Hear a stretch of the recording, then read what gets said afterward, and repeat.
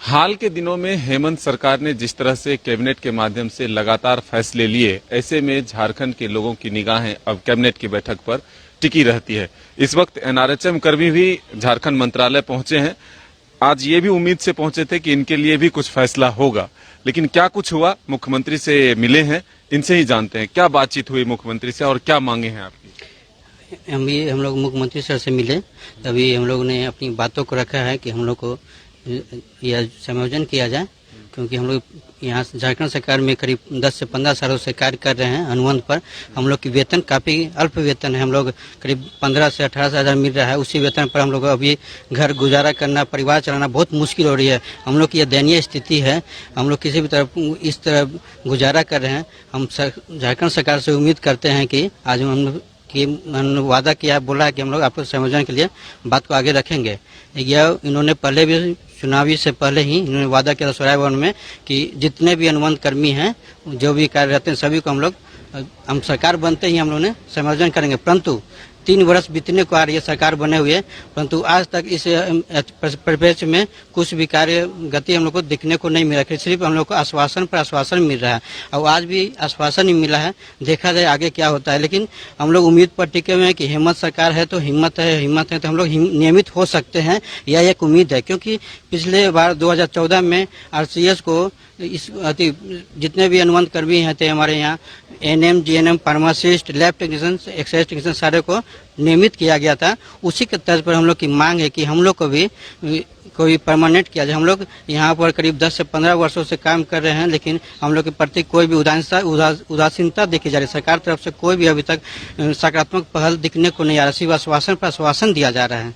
हाल के दिनों में जो कैबिनेट के माध्यम से फैसला लिया है सरकार, क्या आप लोगों को भी उम्मीद इसी से जगह है और इसलिए सरकार तक पहुंचे हैं, मुख्यमंत्री से मिलने पहुंचे? बिल्कुल बिल्कुल, हम लोग की यही एक मांग है कि हम लोग जैसे 10 से 15 साल से काम कर रहे हैं, तो इतना अल्प वेतन में अब संभव नहीं है। क्योंकि हम लोग कोरोना वॉरियर रहे, कोरोना काल में भी हम लोग ने ही सबसे फ्रंट लाइन में खड़ा होकर के काम किया, और जहाँ पे प्रयोगशाला प्रावैधिक का नहीं होता तो ये कोरोना अभी समाप्त नहीं होता है ना। तो उसी के साथ हम लोग आशान्वित हैं कि, और उन्होंने अभी इसी आशा के साथ आश्वासन दिए हैं कि हाँ हम करेंगे, आपके काम को जारी कर रहे हैं।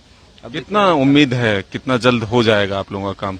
सर हम लोग तो बोले ही हैं हेमंत सोरेन सर से कि हम लोग को जल्द से जल्द परमानेंट किया जाए, क्योंकि कम से कम 15 साल से हम लोग काम कर रहे हैं कॉन्ट्रैक्ट में ही, तो इतने कम पेमेंट में घर चलाना बहुत ही मुश्किल है हम लोग के लिए। कितना मिलता है अभी? तो 16-17 हजार ही मिलता है सर। ये समय बहुत मुश्किल है घर चलाना।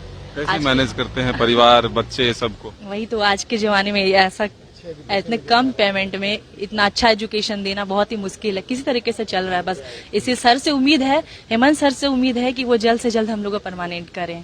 आज मिले थे मुख्यमंत्री? आज मिले थे हम लोग, वो आश्वासन भी दिए कि बस देखते हैं इसमें एनआरएचएम कर्मी को करते हैं कुछ, ऐसे ही बोले वो। और विश्वास है हेमंत सोरेन? एकदम सर विश्वास है।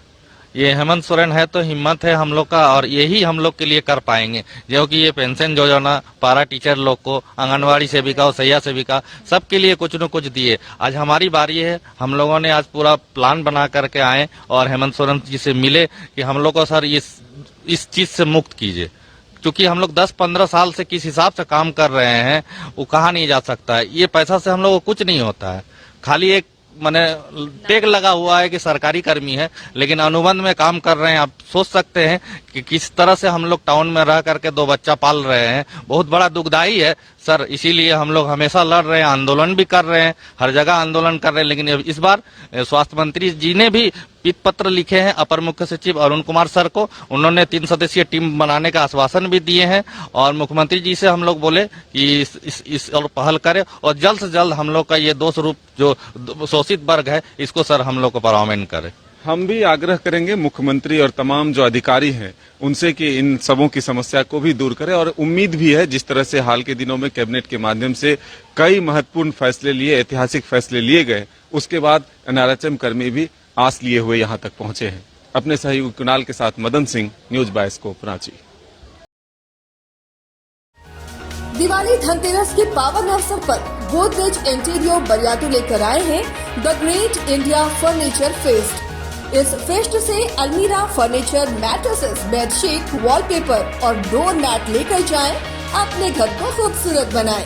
फर्नीचर की खरीद पर सुनिश्चित उपहार।